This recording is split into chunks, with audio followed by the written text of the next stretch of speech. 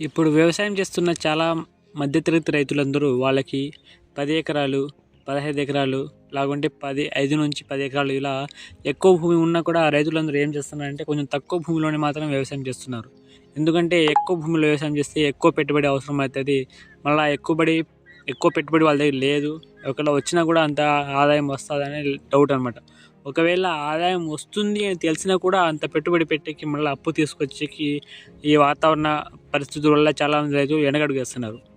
ఈ సమయంలో ఇది ఆలోచిస్తున్న సమయంలో నాకు ఐడియా వచ్చింది ఏంటంటే, ఎలా అయితే స్టాక్ మార్కెట్లో ఒక కంపెనీకి షేర్స్ అని అమ్మి ఆ డబ్బు తీసుకుని కంపెనీ అభివృద్ధికి తోడ్పడతాయో, అలాగే రైతులందరూ ఒక గుంపుగా చేరి వాళ్ళకి కావాల్సిన డబ్బులు వేరే వాళ్ళ దగ్గర సేకరించి ఒక కమిటీ మాదిరిగా ఏర్పాటు చేసి పెట్టుబడి తీసుకొని లాభాలను కూడా పంచుకునే విధంగా ప్లాన్ చేస్తే చాలా బాగా ఉంటుంది అని చెప్పి నాకు ఒక ఐడియా వచ్చింది.